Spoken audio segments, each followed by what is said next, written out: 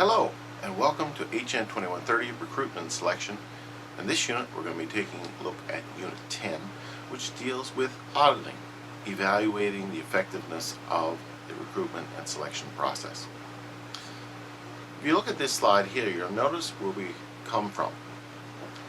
You will see that we started out with the help wanted sign. We wanted someone to come to fill a particular position or positions within our organization. From that, we generated a list of potential candidates. We've gone out, we've advertised, we've drawn from a large pool.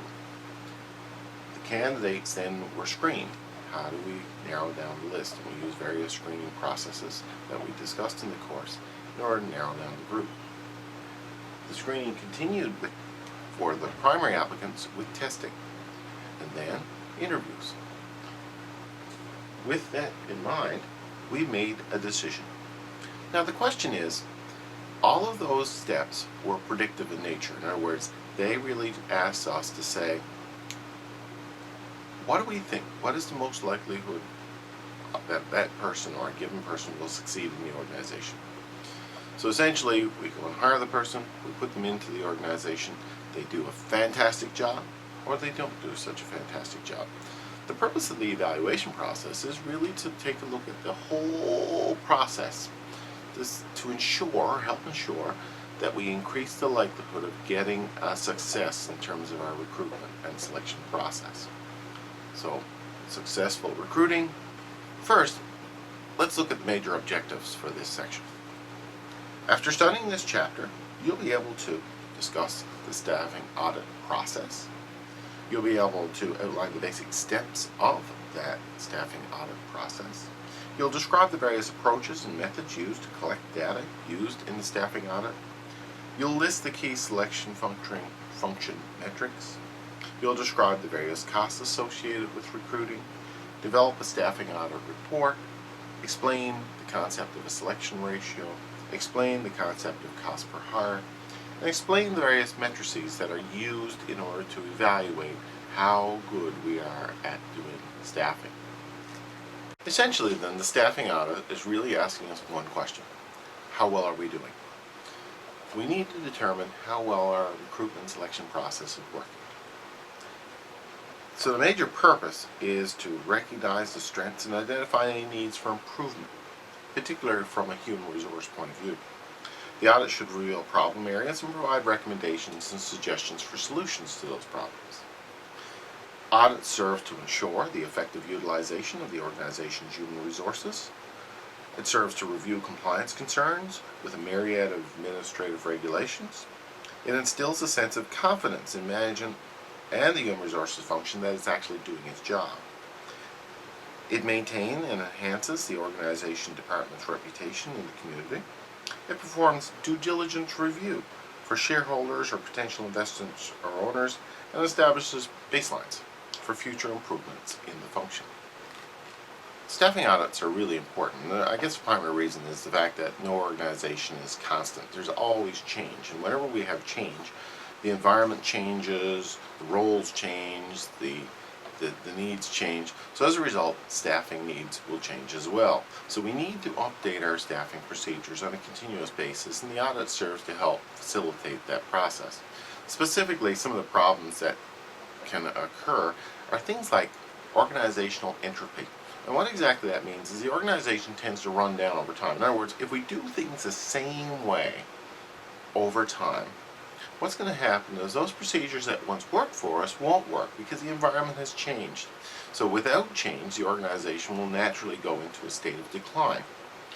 We also need to think about strategic changes. What does the organization do? How does it do it? Those things change over time, so the organization needs to change to accommodate that. We think of structural and tactical changes as well. Specific events, more short-term. Specific events require different skill sets.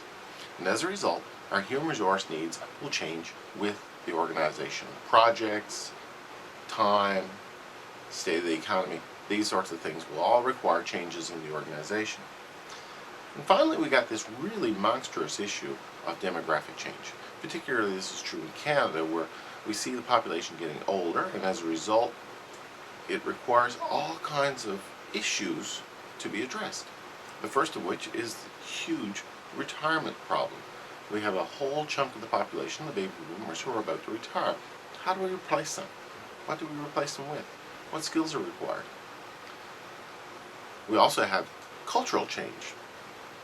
People from different parts of the world come to Canada. Do their views share ours? Do ours share theirs?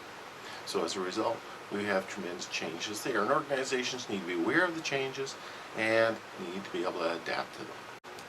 Audits serve a particularly important role for managers, and if we look at some of the key things that audits provide managers is answering the question, are our human resource goals in line with those of the organization? If the organization has a strategy or a plan where it wants to go, do the people that we put in the positions help facilitate that? Are our work weeks identified and defined? Do we have a clear indication of our scheduling system?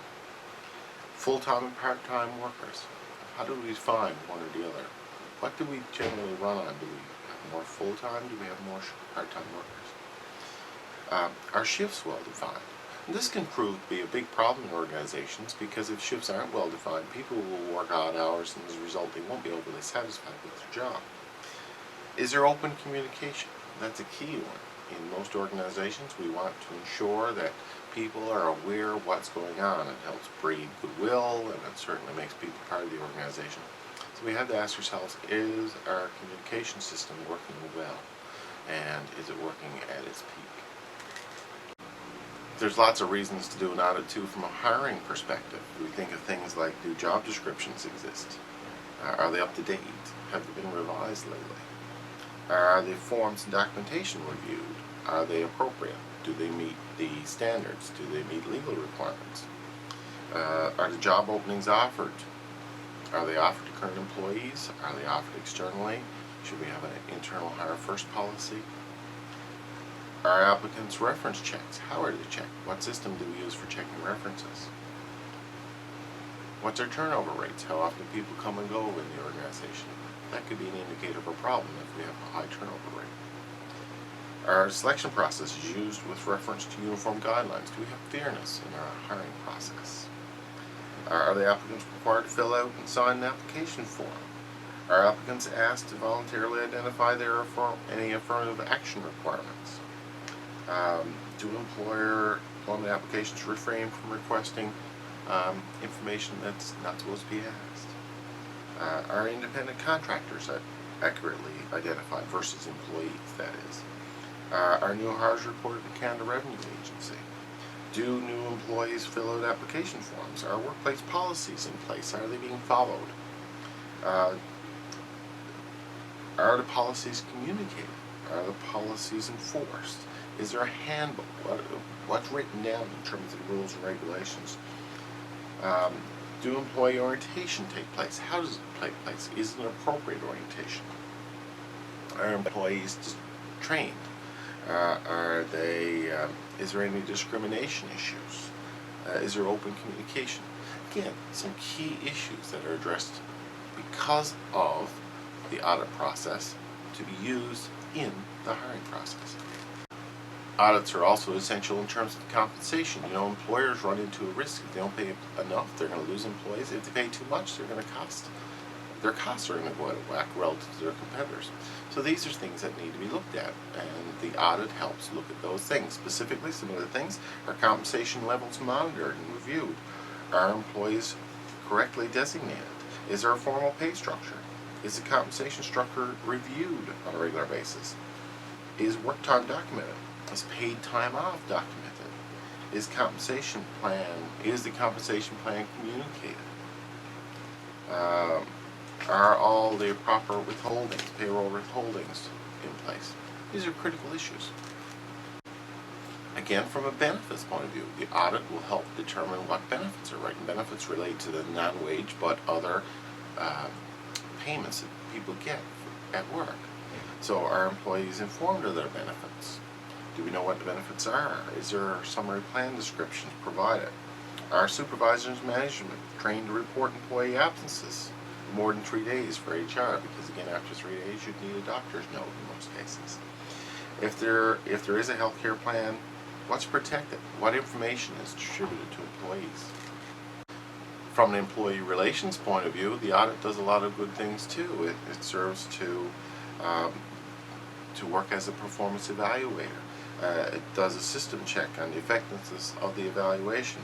It's a quality control process. It ties compensation to performance.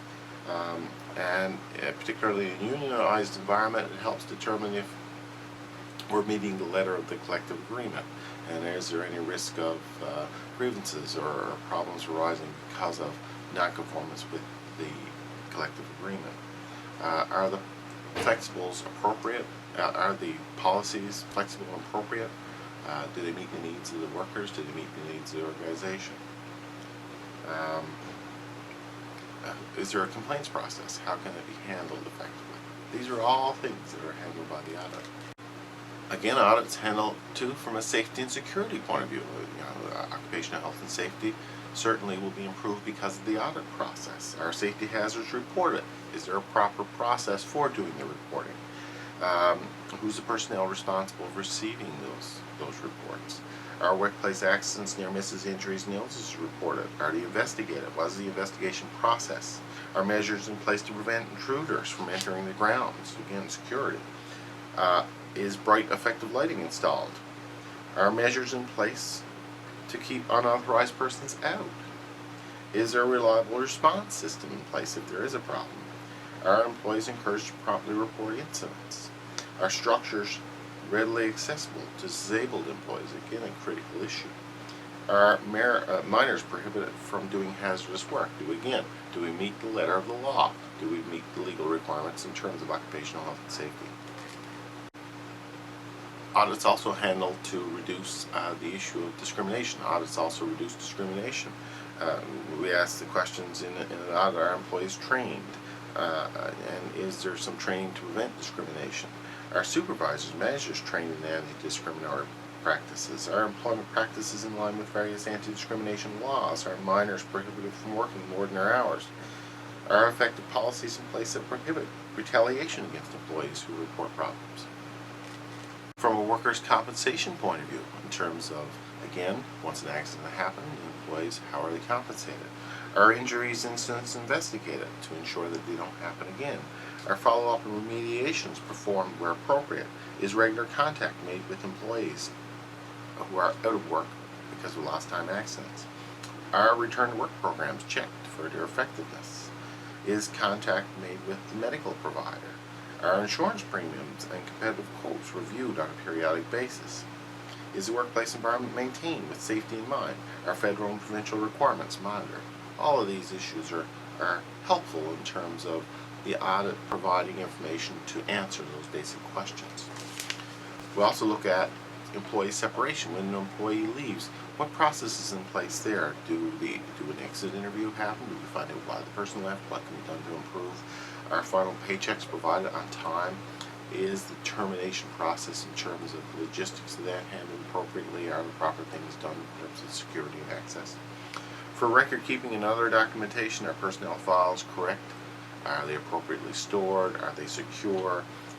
People's access to information, access to privacy, is that taken care of? And are the pieces of information that are collected kept for the required duration as per the legal requirements? Take a quick look at the audit process, and the audit really has 4 major steps in terms of the process. We'll look at them here now. Specifically, we can look at the scope of the audit. We'll look at it in great detail here now. When we think of the scope of the audit, we really need to do 3 things. We need to align with the corporate strategy of the organization. We need to look at the system and the structure, and we need to look at the impact on performance. Let's look at those in detail. In terms of the alignment, we got to ask ourselves, are the internal systems, processes, and member behaviors in alignment with the corporate strategy? Do all the things we do work towards achieving the overall goals of the organization? If they don't, we should change them. Next, we're going to look at the systems and structure. We ask ourselves, are the planning, execution, and control of staffing systems effective and efficient? And again, that's a basic question, and if our answer is yes, that's good. If our answer is no, what are we going to do to change them to make them effective? From a scope and structure, again, we look at the audit of managerial compliance. Do managers comply with the staffing policies? It's great to have policies in place, but if no one follows them, then they are ineffective. We also look at performance. Are the organization's departmental, team, and individual level staffing practices adequate? If they're not adequate, we need to change them. From an approach point of view, when we go out and do the approach, which is the second step, we can look at it from a number of ways. A comparative approach is the first one we looked at, and it uses another division or staffing department in another firm as a model against which the audit team compares its own organization's results. So it's again a very comparative type thing. And when we think about it, we think about things like comparing the cost per hire. How much does it cost to actually hire someone? And what we do there is we include not only specific costs related to the hiring of an individual, but we look at the overall cost of our recruitment process and those larger fixed costs. We also consider things like our selection ratio. Our selection ratio is really just a simple measure of how many people we consider versus how many we hire. So if we consider 10 and hire 1, that's a 10-to-1 selection ratio. The qualifications of the new hires. Do the new hires meet minimum qualifications? If we've set minimum requirements, we need to make sure we meet the minimum requirements. The issue of absenteeism is also a good indicator of problems in our organization. If we monitor our absenteeism, people being away from work, high absenteeism is an indicator of a problem. Stress, people not happy with their jobs, these sorts of things. Turnover is another example of a problem indicator. Turnover relates to how often people come and go in the organization. So if we think about the number of people who leave. If we have a high turnover in our organization, it would point, or higher than average, it would point to a problem in the organization. People are just leaving it. They're voting with their feet. We also want to compare salaries. Are our salaries competitive with everyone else's? And if they're not, what can we do to bring them more in line? So this is an example of the comparative approach. We also have the compliance approach. And what the compliance approach does is it looks at standards that already exist, such as ethical standards, standards of ethical behavior. It looks at standards such as legal standards. What are the laws, and are we in line with the laws? And past practices. Do we do all the things that we used to do? Do we do them in the same way? Are we consistent? Is there a need for change? So we need really to take a look at that. And this is particularly true with regards to health and safety issues. Do we do as good or better than we did in the past? From an objectives-based approach, we can look at identifying specific objectives or strategic needs against which activities and success of various staffing practices, and they're compared against each other, and see if we have any identification of corrective action. So we got to look at our corporate objectives and our departmental objectives. Are we meeting our objectives? Do we state them? Do we meet them? If we don't meet them, why? The third issue that's looked at in terms of the audit is the data collection method. And we look at all kinds of methods. The interviews are pretty straightforward. What an interview does is exactly as it implies. It goes out and asks employees what they think, what are some of the issues, how can we resolve those issues. Surveys, as the sample just put up here, would indicate is another great example of how we can find out information. So we have a simple question or survey questions that are put out to employees, and the employees answer. And based on their answers, we can make changes to the organization. Field experiments is another thing where we actually go out and we test. We go out and we watch what's going on. We observe in our workplace. We try certain things. Increased lighting, for example, does it increase performance? Or better workstation, does it reduce the number of absenteeisms? These sorts of things. Company records and external records would all come into play. These would be records with regards to salaries, with regards to absenteeism and the like. And collection from the environment. What's going on out in other organizations? How are they used? Then we look at the audit report. In the audit report, it's the fourth stage where we actually compile all this information, we report it. The key things in terms of the report that we have to look at is it has to give a comprehensive description of the staffing practices and include specific recommendations for effective practices and for improving ineffective practices.